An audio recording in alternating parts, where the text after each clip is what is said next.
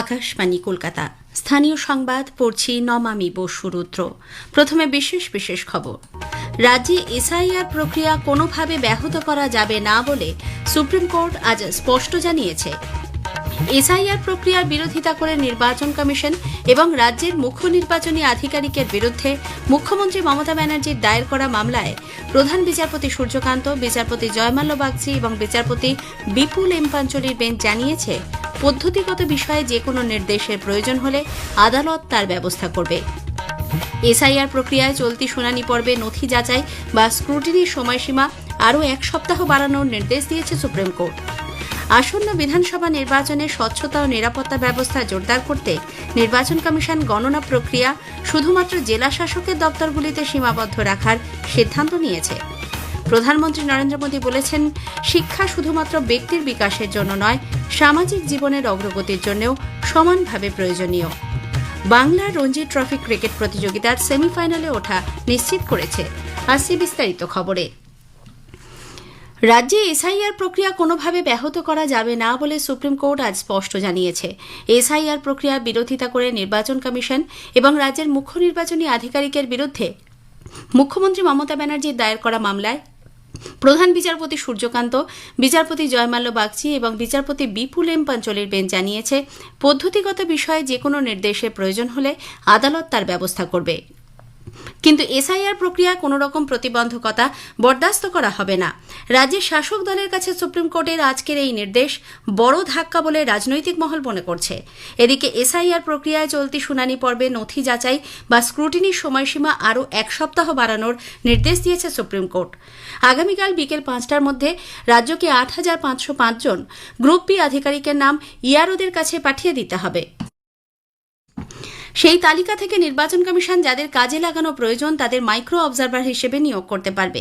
এই আধিকারিকরা logical discrepancy সংশোধনের কাজে ইআরও এবং এইআরওকে সাহায্য করবে বলে শীর্ষ আদালত জানিয়েছে।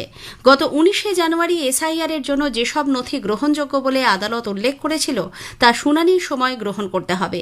এক্ষেত্রে মাধ্যমিকের সার্টিফিকেট এবং অ্যাডমিট কার্ড প্রামাণ্য নথি হিসেবে দাখিল করা যাবে, তবে সেক্ষেত্রে কোনো একটি আলাদাভাবে জমা দিলে হবে না।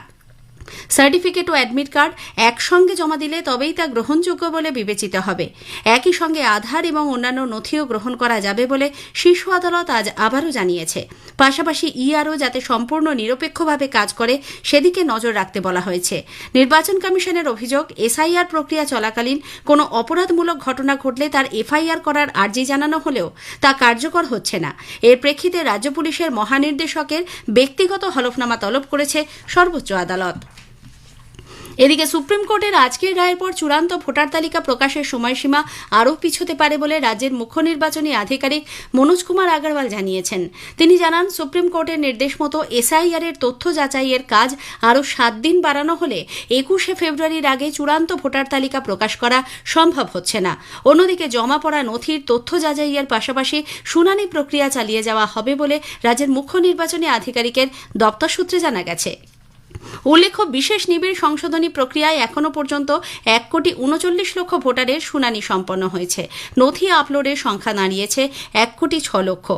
বাকি কাজ দ্রুত শেষ করার চেষ্টা চলছে বলে তিনি জানান।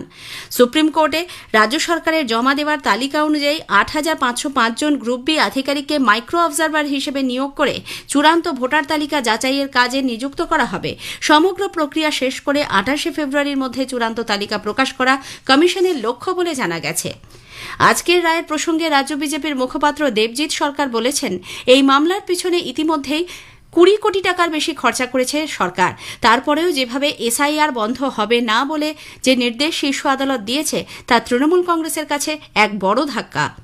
কোন পরিস্থিতিতে এসআইআর প্রক্রিয়ায় প্রতিবন্ধকতা বরদাস্ত করা হবে না, মহামান্য সুপ্রিম কোর্ট আজকের রায়দানে বলেছেন। যেভাবে বিডিও অফিসে আগুন দেওয়া হয়েছে, রাজ্য প্রশাসনের হিরণময় নিস্তব্ধতা অপরাধীদের অগ্নি সংযোগে আরো উৎসাহিত করেছে।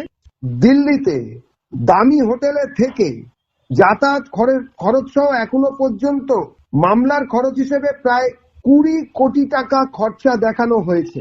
যেভাবে এই অলিক রঙের স্থাপনা করা হয়েছে তার বিরুদ্ধে আজকের রায় একটি বড়সড় থাপ্পড়।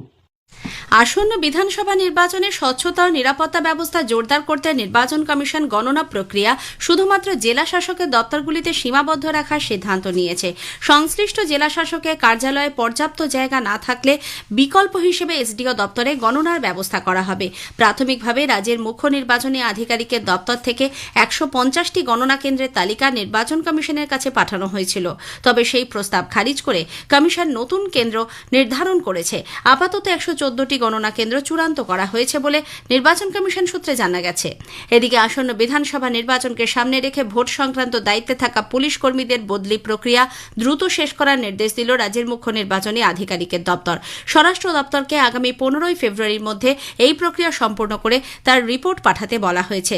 মুখ্য নির্বাচনী আধিকারিকের দপ্তর থেকে স্বরাষ্ট্র সচিবকে পাঠানো চিঠিতে বলা হয়েছে, নির্বাচন কমিশনকে সামনে রেখে ভোট পর্বকে সামনে রেখে সরাসরি নির্বাচনের কাজে যুক্ত পুলিশ কর্মীদের বদলি দ্রুত শেষ করতে হবে। ১৫ই ফেব্রুয়ারির মধ্যে এই কাজ শেষ করে সেই সংক্রান্ত রিপোর্ট পাঠাতে হবে বলেও বলা হয়েছে। স্থানীয় সংবাদ শুনছেন আকাশবাণী কলকাতা কেন্দ্র থেকে। প্রধানমন্ত্রী নরেন্দ্র মোদী বলেছেন, শিক্ষা শুধুমাত্র ব্যক্তির বিকাশের জন্য নয়, সামাজিক জীবনের অগ্রগতির জন্য সমানভাবে প্রয়োজনীয়। তিনি আজ পরীক্ষা পে চর্চা নবম সংস্করণ ২০২৬-এর দ্বিতীয় পর্বে দেশের বিভিন্ন প্রান্তের শিক্ষার্থীদের সঙ্গে মত বিনিময় করেন। ভোকাল ফর লোকাল উদ্যোগের উল্লেখ করে প্রধানমন্ত্রী বলেন, দেশে তৈরি পণ্য অভ্যন্তরীণ অর্থনীতিকে মজবুত করেছে। मैं मेरे देश की चीजें खरीदूंगा, मैं भारत में जो चीजें बनी उसको लूंगा। जैसे मैं कहता हूँ वेड इन इंडिया। अब कुछ लोग पैसे वाले लोगों को लगता है दुबई में जाके शादी करेंगे। वहाँ हिंदुस्तान में क्या कमी है भाई? हम सब देश के नागरिक छोटी छोटी चीजों को करें, हम जरूर विकसित भारत बनाने में अपना दायित्व निभा सकते हैं, हम कंट्रीब्यूट कर सकते हैं।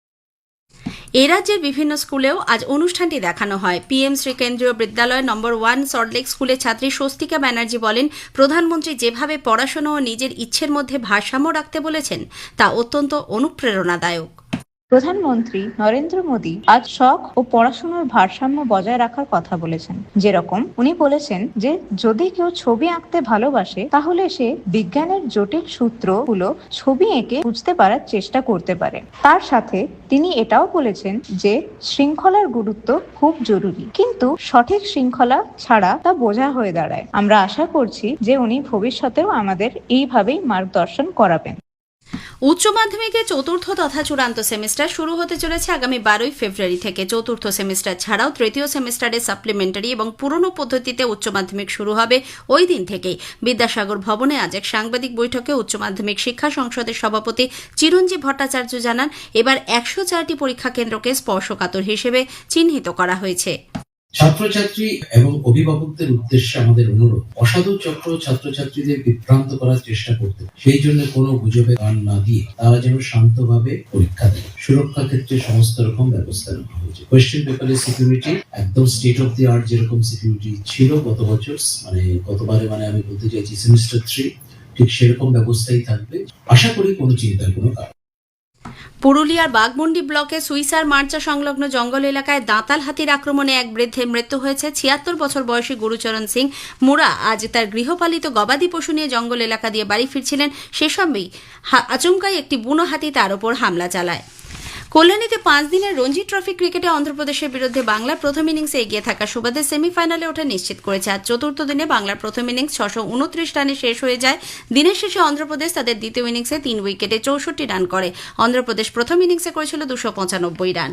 শেষ করার আগে স্থানীয় সংবাদের বিশেষ কিছু অংশ আরও একবার। রাজ্যে এসআইআর প্রক্রিয়া কোনোভাবেই ব্যাহত করা যাবে না বলে সুপ্রিম কোর্ট আজ স্পষ্ট জানিয়েছে।